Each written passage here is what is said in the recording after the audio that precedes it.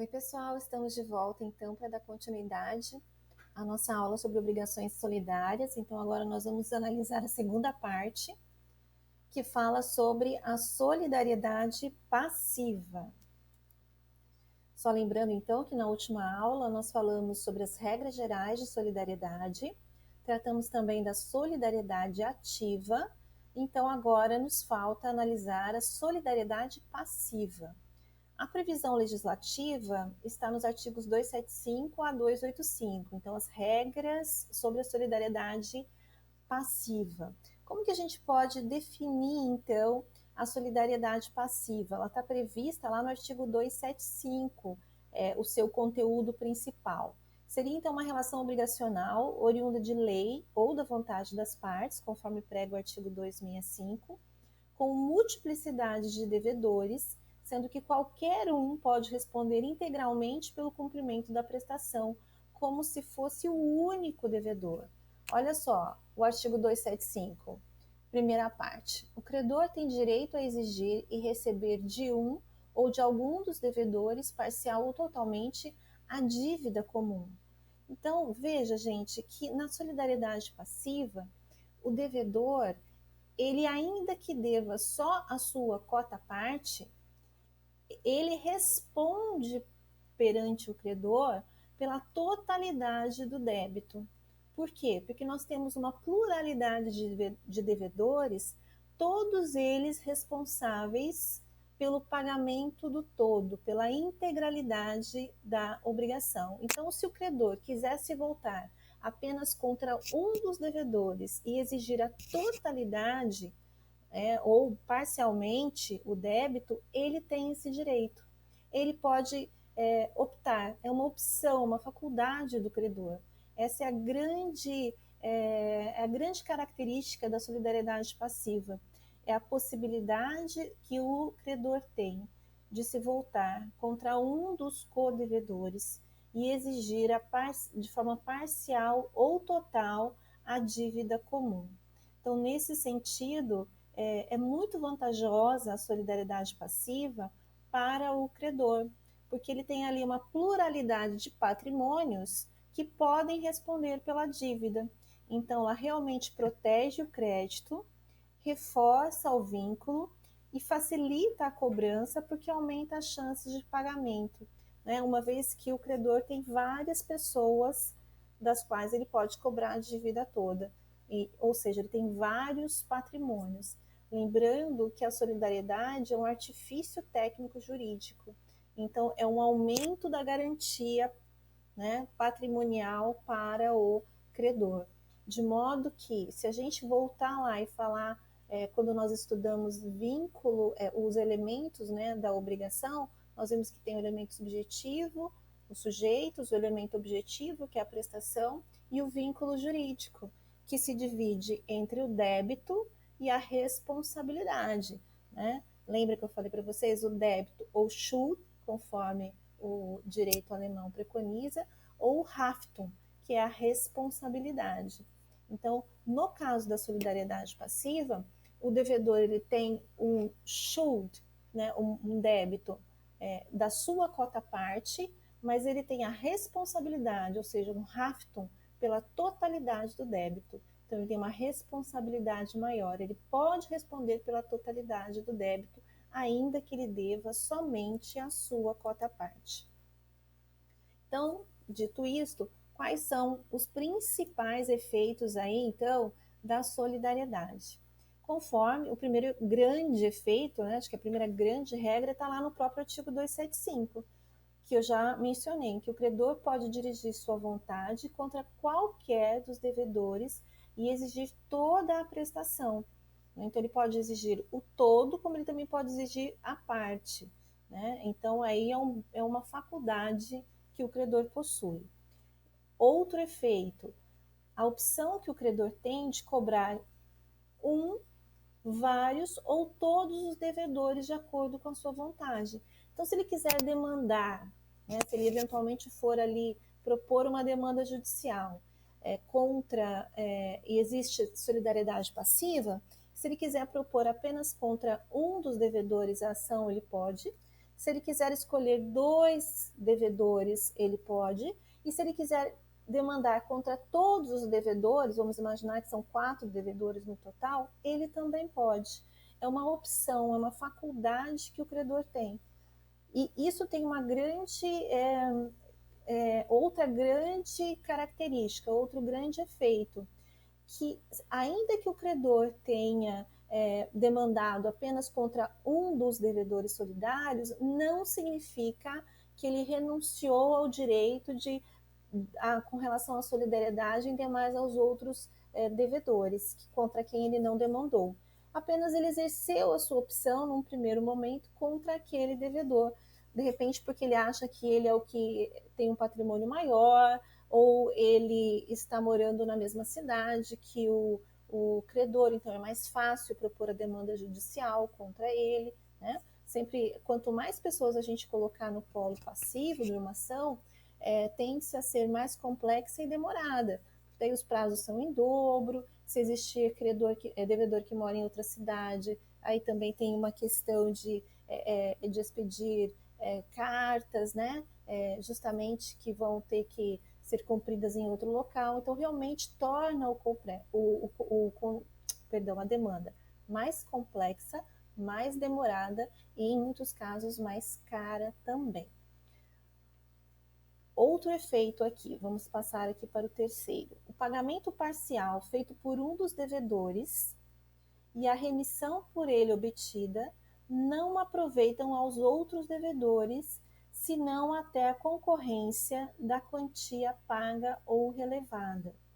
Então, pessoal, pagamento parcial significa que esse devedor não pagou integralmente, né? Vamos imaginar que nós temos lá 4 devedores de uma quantia de 100, né? Se esse devedor pagou apenas 20, os outros devedores continuam responsáveis pelo pagamento de 80, inclusive esse devedor que pagou 20, né? Como o credor recebeu parcialmente, né, claro que ele só pode cobrar dos demais devedores e do próprio devedor que pagou o remanescente da dívida. Se a dívida era de 100, mas esse devedor pagou somente 20, então a dívida continua em relação aos outros 80. E com relação a esses outros 80, todos continuam devedores solidários. Só que daí é claro, eles não continuam mais devendo 100, agora eles só devem 80, certo? Então, por isso que ali no finalzinho, no finalzinho do artigo 277 tem essa observação, né? Se não até a concorrência da quantia paga ou relevada. Então, esse pagamento parcial ele vai beneficiar os demais devedores em relação àquele valor que foi pago, mas eles continuam devedores do remanescente. E aí o 277, além dele falar do pagamento, ele também fala da remissão, lembrando sempre que remissão com 2 S's, é a remissão que significa perdão, mesma coisa. Se um dos devedores foi perdoado pelo credor, né? Então, se a dívida era de 100, nós temos 4 devedores e um dos devedores foi perdoado, então ele foi perdoado em relação à cota dele, que seria de 20.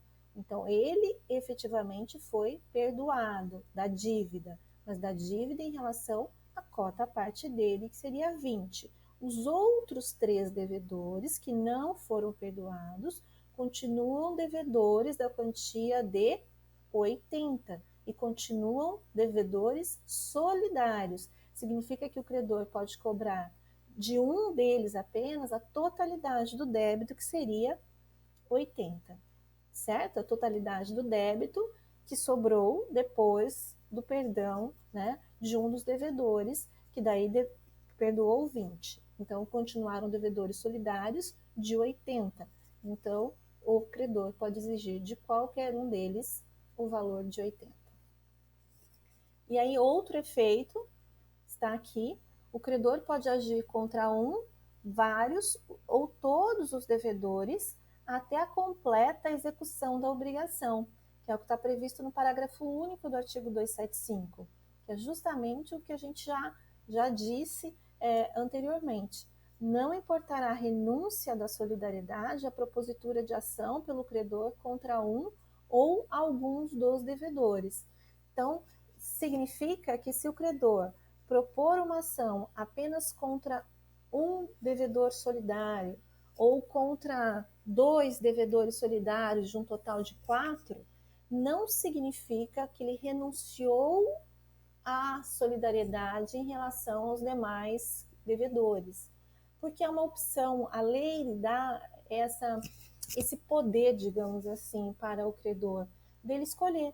Então, se ele propor ação contra um e ele não for integralmente satisfeito com relação ao seu crédito, ele pode propor ação contra os demais ou contra um dos outros devedores solidários, porque não significa que ele, ao propor ação apenas contra um ou alguns dos devedores solidários, ele renunciou ao direito que ele tem da solidariedade, né? Então, fica bem clara essa regra aí no parágrafo único do artigo 275. Continuando então, ainda com relação aos efeitos, vamos lá para a questão da impossibilidade do cumprimento da obrigação. Então, se a obrigação se tornar impossível de ser cumprida, a gente tem que primeiro analisar. Essa impossibilidade decorre de um caso fortuito ou de uma força maior, ou seja, de algo que não está dentro da responsabilidade dos devedores, ou essa impossibilidade decorre de uma conduta culposa.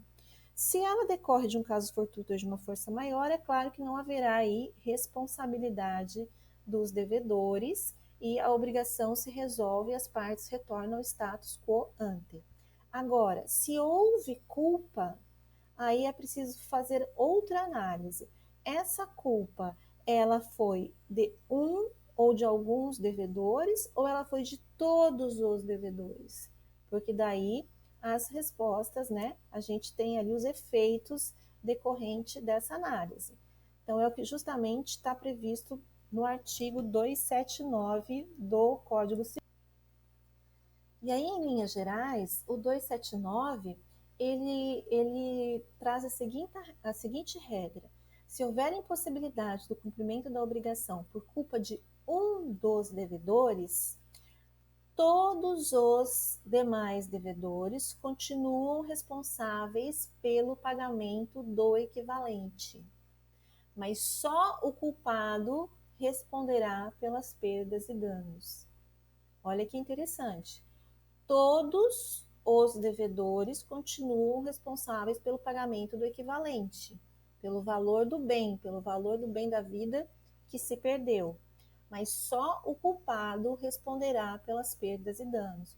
Por isso que eu coloquei essa observação aqui, que é a aplicação do artigo 279, juntamente com o artigo 402, que é o que trata das perdas e danos. E aí eu trouxe aqui esse primeiro exemplo para vocês. Eu tenho 2 devedores solidários, eu coloquei esse círculo aqui justamente para vocês analisarem que existe essa solidariedade, que é esse vínculo, né? É como se fosse esse feixe aqui, né? Que une os devedores de forma solidárias. Então, eles são devedores solidários da entrega de um cavalo, certo? Para o credor. Porém, este cavalo não foi entregue por culpa do devedor 1. Ele não pôde ser entregue porque houve um acidente, o cavalo morreu. Só que esse cavalo ele seria utilizado para um rodeio, né? Ele seria alugado ali pelo credor para ser utilizado num rodeio. Então o credor teve perdas e danos no valor de R$ 500, que daí ele não pôde alugar o cavalo para o rodeio, então ele teve ali um lucro cessante de R$ 500. Então veja bem, eu tenho o valor do cavalo que se perdeu, que era R$ 1.000, mais R$ 500 que são as perdas e danos, certo? Ou seja, então eu tenho uma totalidade ali de R$ 1.500. Como a culpa foi somente do devedor 1, qual é a análise do artigo 279? Todos os devedores continuam responsáveis pelo equivalente. O equivalente é R$ 1.000, mas só o culpado responde pelas perdas e danos. Então, se o credor cobrar apenas do devedor 1, ele pode cobrar os R$ 1.500, porque o devedor 1 continua respondendo pelo equivalente de forma solidária, e ele vai responder sozinho pelas perdas e danos, porque foi ele que deu causa, né, à impossibilidade do cumprimento da obrigação. Então, se o credor cobrar apenas do devedor 1, ele pode cobrar os R$ 1.500.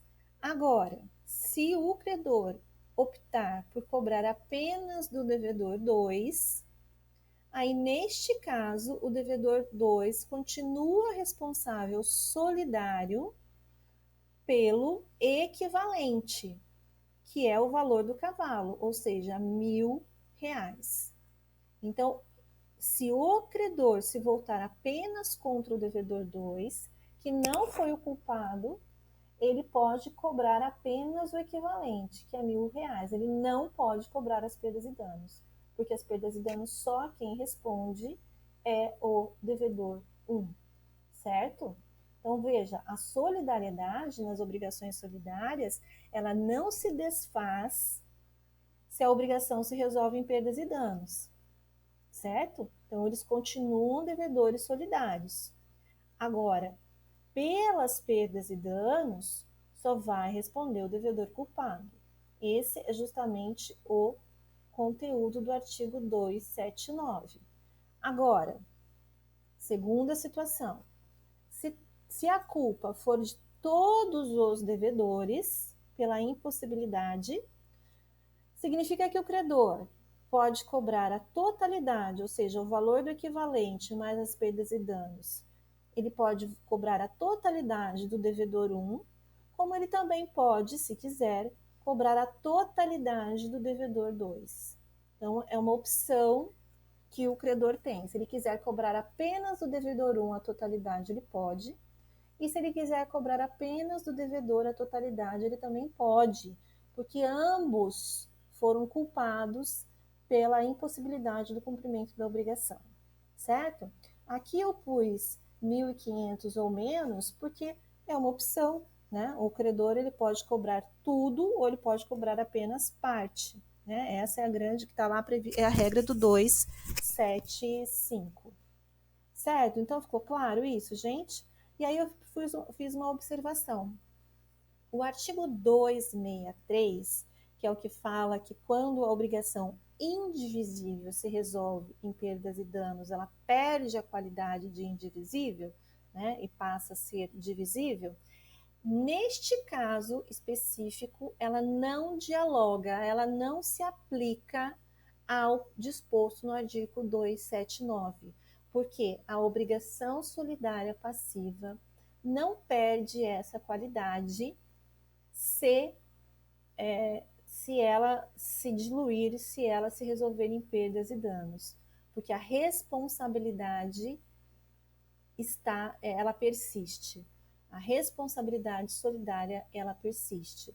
E enquanto que nas obrigações indivisíveis, como a indivisibilidade está na natureza, né, do objeto, na natureza do objeto da prestação, uma vez que ela se resolve em perdas e danos, então deixa de haver razão para ela ser indivisível, portanto, ela passa a ser divisível. Então, cada devedor responde pela sua cota parte do equivalente, né? E pelas perdas e danos responde o culpado. Mas nesse caso aqui, como nós estamos falando de obrigações solidárias, o devedor solidário continua responsável solidário pelo equivalente, ainda que ele não tenha tido culpa, como a gente já conversou, certo? Então, que fique bem clara essa explicação. Caso vocês tenham alguma dúvida, depois anotem para me perguntar durante a aula. Continuando, vamos lá. Ainda os efeitos da solidariedade. Com relação aos juros de mora, nós temos aqui uma aplicação meio diferente, tá? Ela foge um pouco à regra geral. O artigo 280 dispõe o seguinte: todos os devedores se respondem pelos juros da mora, ainda que a ação tenha sido proposta somente contra um, mas o culpado responde aos outros pela obrigação acrescida. Então, nós temos aqui, nesse artigo 280, a primeira parte está tratando das relações externas. Lembra que a gente conversou? Que nas obrigações subjetivamente plurimas, nós temos as relações externas, aquelas que vinculam devedores a credores, e nós temos as relações internas, que é aquelas que vinculam os devedores entre si ou os credores entre si. Então, o 280, na primeira parte, está tratando das relações externas, porque ele determina que todos os devedores são responsáveis pelo pagamento dos juros da mora, ainda que a ação tenha sido proposta somente contra um. Então, vamos imaginar que eu tenho lá 4 devedores, novamente, de uma obrigação de pagar 100. Um dos devedores foi o responsável pelo pagamento da obrigação em atraso. Né? Vamos imaginar que foi o devedor A. Ele que foi o responsável pelo pagamento da dívida em atraso. Mas o credor propõe a ação contra o devedor B. Ok?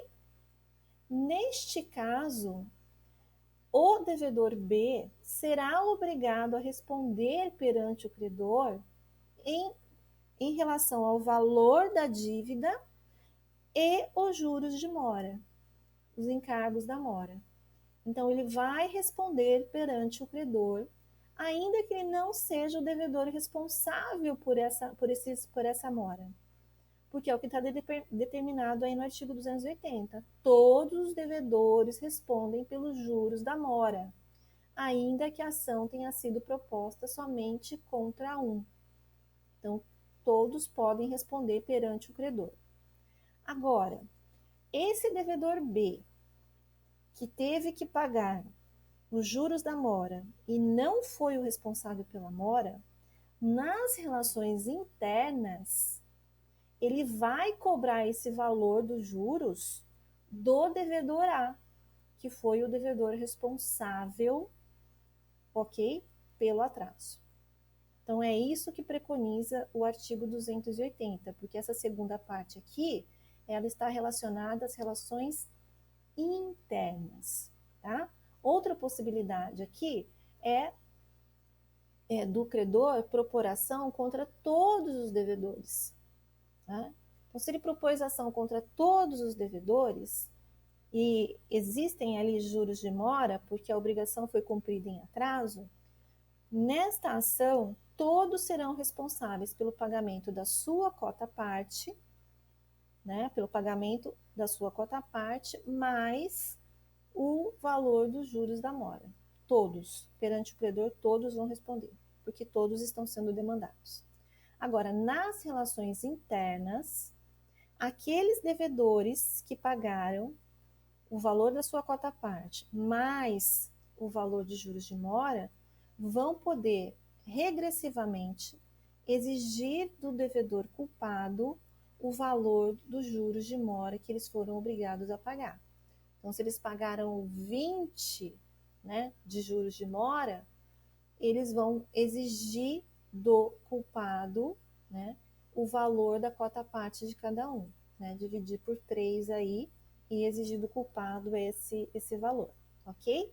Lembrando que juros são acessórios da prestação principal e como o acessório segue o principal, por isso que, como eles são responsáveis solidários pelo principal, eles também serão responsáveis solidários pelos acessórios da prestação principal, que nesse caso são os juros.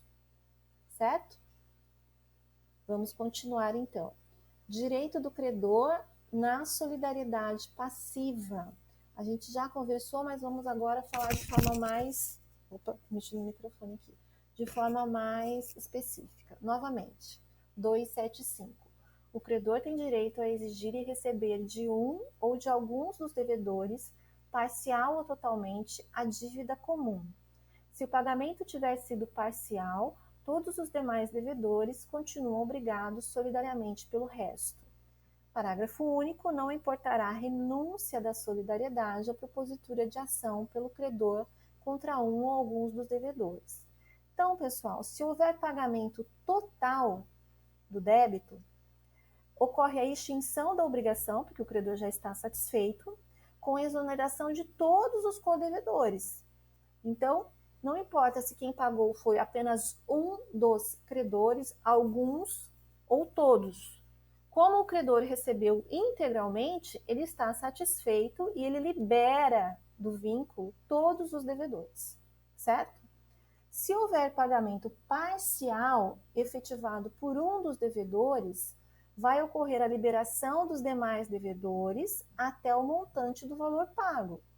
Então, se a dívida era de 100 e o devedor, um dos devedores, né, que foi o cobrado, ele pagou 50, os demais devedores continuam solidários pelo remanescente, que é 50. Né? Eles continuam devendo solidariamente, inclusive perante o credor, aquele que pagou parcial. Então, se eu tenho lá 4 devedores, né, de um total de 100, e um dos devedores paga 50, ainda o credor não está satisfeito. Ele ainda tem o direito de receber 50. E ele pode exigir esses 50 de quem? De qualquer um dos devedores, inclusive daquele que pagou parcialmente. Porque eles continuam devedores solidários do restante. Certo? Vamos lá, então. Aqui eu fiz um destaque só para ficar, nós já conversamos. Vamos passar para a próxima, então. Aqui eu trouxe uma jurisprudência sobre justamente a aplicação desse artigo 275. As seguradoras integrantes do consórcio de seguro DPVAT são solidariamente responsáveis pelo pagamento das indenizações securitárias, podendo o beneficiário reclamar de qualquer uma delas o que lhe é devido. Então, em relação ao DPVAT, todas as seguradoras, né, que são integrantes desse consórcio são consideradas devedores solidários. Significa, então, que qualquer uma delas pode ser cobrada. Aplica-se, no caso, a regra do artigo 275 caput, parágrafo único, segundo o qual o pagamento parcial não exime os demais obrigados solidários quanto ao restante da obrigação. Tampouco o recebimento de parte da dívida induz a renúncia da solidariedade pelo credor. Isso é muito comum porque, às vezes, o beneficiário do DPVAT ele consegue receber, de forma administrativa, apenas um valor parcial. E aí ele precisa propor uma ação judicial para receber o remanescente. Então, significa que o fato dele ter recebido parte, né, não significa que ele renunciou ao direito de receber o restante. E também não significa que ele renunciou ao direito de receber o restante de qualquer um dessas seguradoras integrantes do consórcio, porque elas continuam solidárias pelo pagamento do restante. Ok? Vamos falar agora da morte de um dos devedores solidários que está previsto lá no artigo 276. Quando a gente falou da solidariedade ativa, a gente tratou da morte de um dos credores solidários. E agora a gente vai falar da morte de um dos devedores solidários. Artigo 276. Se um dos devedores solidários falecer deixando herdeiros, nenhum destes será obrigado a pagar, senão a cota que corresponder ao seu quinhão hereditário, salvo se a obrigação for indivisível. Mas todos reunidos serão considerados como um devedor solidário em relação aos demais devedores. Então vamos por partes, pessoal. Primeiro, a morte de um dos devedores solidários não implica extinção da solidariedade para os demais. Então, se eu tenho um devedor solidário que faleceu e deixou herdeiros, os demais devedores continuam solidários, certo? Então, nesse sentido, é uma regra. O fato de um deles ter falecido não extingue a solidariedade dos demais. Outra questão: cada herdeiro responde apenas e somente pela cota correspondente ao seu quinhão hereditário, porque essa é uma regra de sucessão, que está prevista lá no artigo 1792, que o herdeiro não responde, né, perante, em relação aos débitos, além do próprio quinhão hereditário.